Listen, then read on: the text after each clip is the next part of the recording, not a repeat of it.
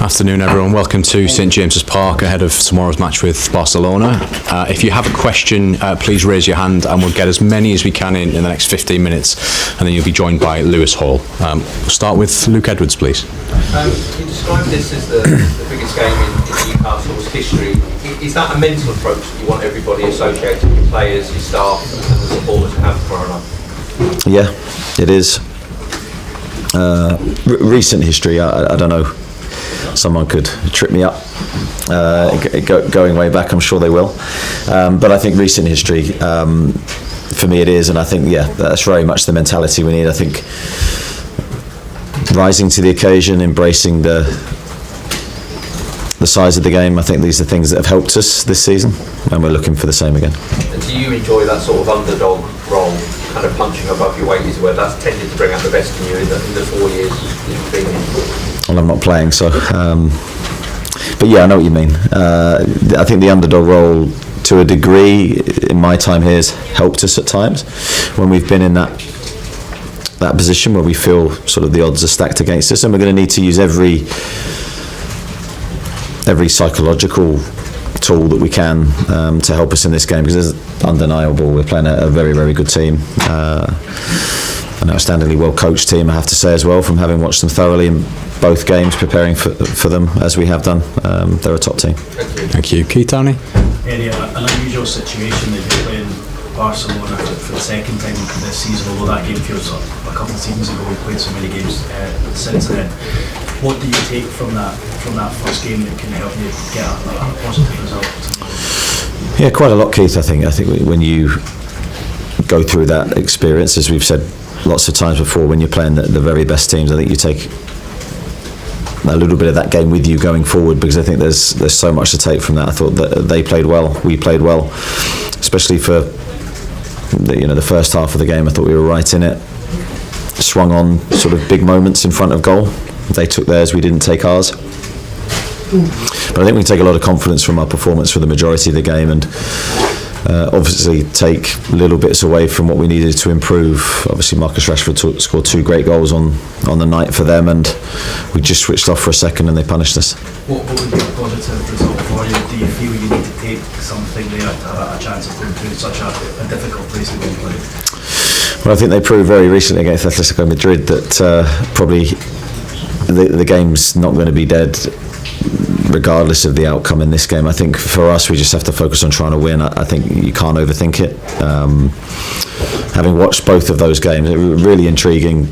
Obviously had a big deficit to try and claw back, and they nearly got there. It was 2 really good games against Atletico, and again, I think their recent record on the league, they've been very consistent. Their style of play is consistent, so I think we know what we're going to face.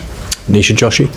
Hi Eddie. Tino Livermento's been a big absence this season. He's getting back to fitness. Is he fit enough to be in contention to start? He probably hasn't done enough training for me to feel 100% confident that he's in that best physical moment, especially for such a big game to start. But he's in our squad, and anyone who's in that position obviously is in contention to play. So it's a delicate balance with Tino at the moment. He trained again this morning, obviously trained again on Friday, and is in good spirits and is in a good place. He's a massive player for us. It's great to have him back. But obviously I've got to try and get the team selection right. And how do you balance wanting to take an advantage to that second leg with staying in the tie in the 2-leg semi-final against Manchester City? Conceding the second goal so late was a real killer. How do you balance it? Yeah, hopefully we can learn lessons from that tie. We would just want to win the game, and I think that's in our thoughts. But of course, there's another game to come, so you don't want to do anything foolish that can impact your chances of trying to get through. And ultimately, that's the aim, regardless of this game, the away game. Trying to get through is obviously the objective. Thank you. Lee Ryder, then Craig Hall, please. Eddie, going into this game, there's obviously good memories of the PSG game when you started so well in that game, getting in crunch tackles early on. Are you going to have to do something similar in this game to set the tone from the very start? Yeah, a good start I think is really important. But as you saw against Manchester City at the weekend, it's not the be all and end all. Of course, you want to set the authority in the game. You want to show your opponent that you mean business, but we have to carry that through for the whole game. We have to be there at the end just as much as we are at the beginning. So I think we've had some great recent experiences to help us for the two-legged game. I think all our Champions League games have been a great dress rehearsal for this moment, and I think that's how we have to look at it. Now is the moment where we need to be at our very best. At times against Man City, it was very difficult to actually get the ball off them. How do you stop them dictating Barca going into this one? They've got a lot of similarities with Manchester City. As we found in the first game, that was one of the difficulties. Their midfield three were technically very good. They've got really good movements and rotations in their team, so stabilising off the ball, making sure we engage our press at the right times, and then making sure we keep the ball when we get it. These are all big things. We need to be a goal threat, and we need our attacking players to fire. Thank you. Craig Hope. I'm going to ask you a question about Barcelona 97, just quickly in the secondary. But first of all, that statement about this being the biggest game potential in the club's recent history, is part of that motivated by the legends, legacy? This literally is Barcelona in a knockout game, once in a lifetime stuff. The question came after an FA Cup game. The FA Cup comes around next year. Is it the one-off nature of this and the chance to write your name and the player's name in the club's history? Is that the allure and the romanticism which is sort of captivating? Yeah, to a point, yes. I think, but we're also, there's only 16 teams left, and we're one of them. So I think it's very much an opportunity to grab a moment that we may never get again. You don't know what life brings tomorrow, yet alone future seasons. We don't want to waste that opportunity. Don't want to kick ourselves and think what ifs. So I think this is a moment for us to try and grab. Since my time here, just over 4 years, we've worked to get to this point. So as long as we perform to our maximum, we'll have to accept the result, but we want to try and get as close as we can to our very best. In Barcelona 97, you were a 19-year-old young professional at Bournemouth. It was live on HaytersTV. Did you watch it? Can you remember where you were watching memories of that? Yeah, I watched the game. I don't remember where I was. I assume I was at home, but memory is a bit hazy of that time of my life. I think I was very, very focused on my own playing career at the time and the early stages of that. But I think you couldn't not watch that moment. It was on terrestrial TV. It was one of those legendary games. And of course, going back to your earlier question, we want people in future years to be talking about this team. And of course, Tino Asprilla gets a hat-trick, mainly off Keith Gillespie's delivery on the right. And I'd want our players to be talked about in the same way 20, 30, 40 years later. Thank you. Gentleman at the back. Yeah. Hi, Eddie. Hi. I don't know how many references you take from the game back in September. As the game progressed, Barcelona forced you a little into a low block, but a deeper block certainly. Looking back, do you feel that was an unavoidable consequence of their quality? Or is it something you want to resist?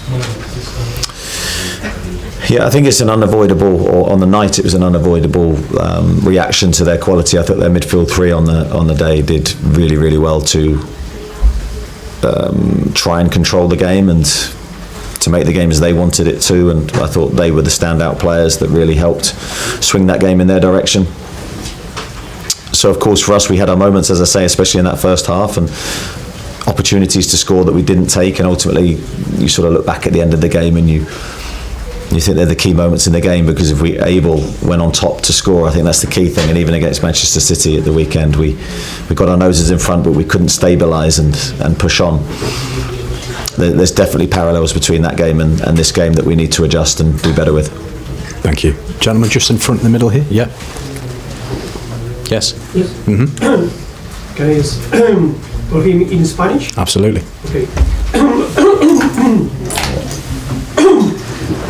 Sí, le quería preguntar que una de las diferencias entre el partido de la fase de clasificación y esta es la presencia de Lamine. Quería preguntarle si cree que sabe cómo poder defender a Lamine y si ya lo considera que está entre los mejores jugadores del mundo. Gracias. I didn't get all of that question, I'm afraid. I'll try and answer what I think you're... So tell me if it's wrong. Yeah, he's an outstanding player. We obviously didn't face him in the first game, so I think it's a great challenge for us to try and deal with his qualities. he's been in outstanding form. Watching the recent games, I've been hugely impressed by him. So I think in the wide areas off both sides, they've got huge threats. We're going to have to defend very, very well, and better than we did at the weekend in the wide areas. And then, of course, as I said earlier, we have to bring our threats as well, and we have to make sure that they're there in the game for us to win. Okay, thank you. Martin Hardy. The game against Barcelona in 1997 is regarded as one of the best atmospheres the stadium has ever had. Is your message to the supporters to recreate that tomorrow night? In an ideal world, yes, but of course there's a reason why it was the best atmosphere, or so-called best atmosphere that you say is because the team played so well. Scored 3 goals. They could have scored more as well.